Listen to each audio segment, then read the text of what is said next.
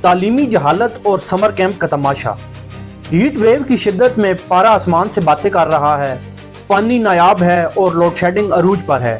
ایسے میں بچوں کو سکول بلانا صرف لاپرواہی نہیں بلکہ ظلم ہے۔ لیکن اصل سوال تو سکولوں کی نیت پر اور نصاب پر اٹھتا ہے۔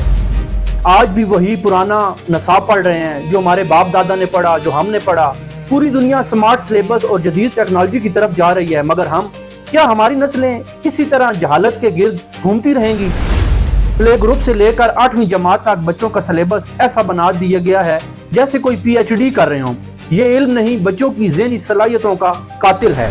والدین کو بے وقوف بنایا جا رہا ہے۔ سمر کیمپ کے نام پر بچوں کو اس گرمی میں سکول بلا کر صرف فیسیں بٹوری جا رہی ہیں۔ بچہ کیا سیکھ رہا ہے؟ وہی پرانا رٹا سسٹم، نہ کوئی جدید سکل، نہ کوئی کریٹیوٹی، بس وہی کتابیں جو ننھے کندھوں پر بوجھ بن کر ان کا بچپن چھین رہی ہیں۔ کیا ہم واقعی چاہتے ہیں کہ ہمارے بچے جدید دنیا کا مقابلہ کریں، یا ہم انہیں صرف ایک رٹے کی مشین بنا کر سکون سے بیٹھے رہیں گے؟ یہ سمر کیمپ نہیں، یہ ایک ایسا نظام ہے جو آپ کی جیب خالی کر رہا ہے اور آپ کے بچے کا مستقبل اور ذہنی صلاحیت تباہ کر رہا ہے۔ کیا آپ کے بچے بھی اس گرمی میں سکول جانے پر مجبور ہیں؟ تو اس فسردہ نظام کے خلاف آواز اٹھائیں۔